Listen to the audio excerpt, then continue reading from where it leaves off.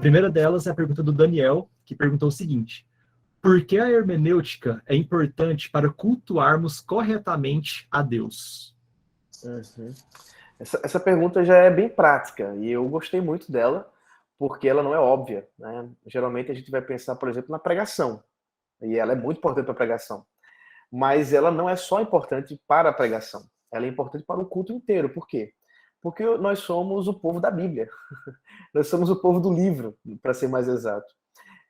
Nós somos aqueles que fundamentam a nossa vida e o nosso culto com base nas escrituras. E não dá para fazer isso com má interpretação. Não dá para fazer um bom culto com péssima interpretação. E até mesmo não dá para fazer uma boa estrutura do culto que faça sentido se você não estiver alinhado com uma boa interpretação bíblica. Então, a hermenêutica bíblica ela é fundamental para a adoração a Deus, não só em termos de culto público, como até mesmo de culto pessoal, de culto individual ou devocional. Se você, por exemplo, estiver na sua casa, fizer uma leitura bíblica, e você extrair do texto algo que está errado daquela interpretação, daquela leitura que você fez, muito provavelmente você vai orar errado. Muito provavelmente, se você, por exemplo, for um músico, você vai compor uma música errada. E isso, portanto, vai ser um grande problema, de várias formas, não só para a sua vida, como de outras pessoas.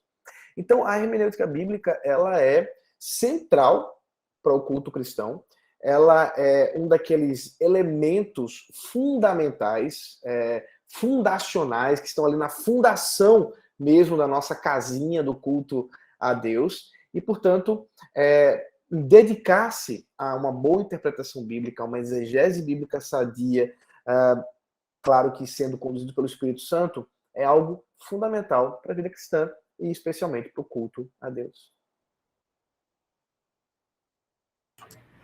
Eu fico pensando também, quando eu vi essa primeira pergunta, como que, uma vez que o culto, ele sempre é algo responsivo, principalmente quando a gente tem uma compreensão do culto pactual, uma compreensão do culto que dialogal. É uma aliança do ser humano com Deus. Isso vai ficar ainda mais claro a partir do mês que vem, que a gente vai estudar a teologia bíblica do Antigo Testamento, depois do Novo Testamento, até a gente chegar em teologia do culto. Isso, querendo ou não, é uma pergunta que vocês vão precisar de mais uns meses, né, para ainda ficar mais claro ainda, para a gente ir desdobrando essa pergunta. Mas, querendo ou não, a gente cultua corretamente quando a gente lê e coloca a nossa história no interior da grande história de Deus e do seu povo. Só que se a gente não lê a grande história de Deus, nem sabe corretamente a nossa história, o culto perde seu sentido. E por isso que a gente tem tanta dificuldade de integrar todas as áreas da nossa vida com a nossa fé. E por isso que multiplicam os livros de fé e trabalho, fé e ciência, fé e cultura, todos os tipos de integração de fé e vida pública, justamente porque no culto, esse centro formativo onde a gente aprenderia a lidar com isso, falta justamente essa nossa capacidade de aprender a lidar com a leitura da grande história, da revelação de Deus, o nosso lugar ali dentro, e aí a gente não sabe cultuar corretamente, responder a esse culto, essa aliança que Deus fez, adorando corretamente. Um dos primeiros elementos é uma compreensão correta sobre a própria carta do pacto, a revelação dele, os termos dessa aliança que estão registrados na Escritura. Então, tem uma relação íntima, né? Eu acho que isso explica, Pedro, isso explica muito porque muitas vezes nossas orações são tão pobres, né? A gente, por exemplo, não sei quantos já deram uma olhada naquele livro O Vale da Visão, que são poesias e orações puritanas.